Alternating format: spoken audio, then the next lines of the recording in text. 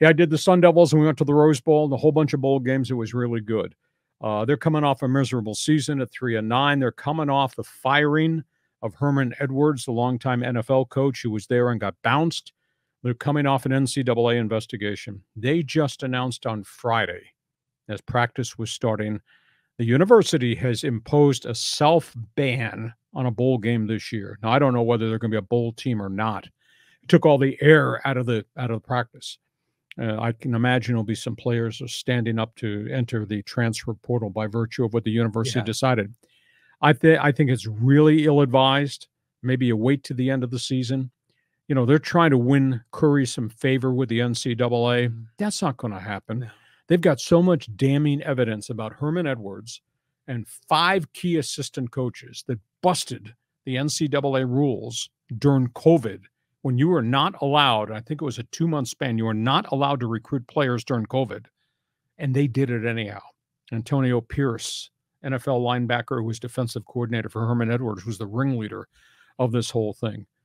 Just banning yourself from a bowl game, that's not going to make a difference. I think the NCAA is going to nail them when they're done with the investigation. Just like I tend to think, even though everybody at Michigan, the school up north, says, well, Michigan has self-imposed a 3-game suspension for Jim Harbaugh for what he did. Now, he's going to get tagged when they're done with him in Ann Arbor, because not only did Michigan break the COVID ban, he lied to the NCAA investigators.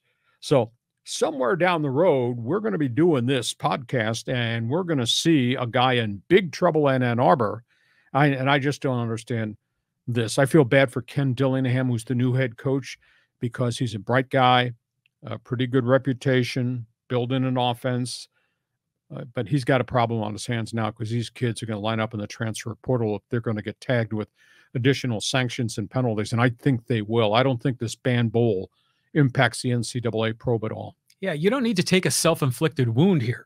You don't need to fall on the sword. So they should have played the season and be bowl eligible. They got seniors on that team. This is their final year. So that's, really got to just kill the morale of that team. But it seems like that this is a lot more serious than Harbaugh buying a hamburger for a guy, right? Oh, yeah, because the rule was the rule for everybody. All 130 teams in Division I and everybody in Division II and Division III. During COVID, there will be no recruiting contacts. You will send out this mass NCAA email with the dates on it that you can't make contacts with athletes in a big square. And yet Michigan's people took it upon themselves to make calls and to text, and you can't do that. And Arizona State actually brought kids in.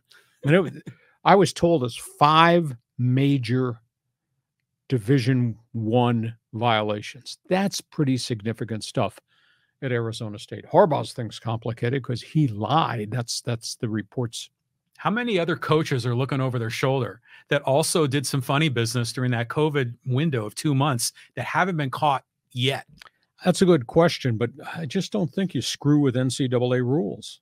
And Michigan and Arizona State will be the first 2 that will pay any penalty. Okay, from football.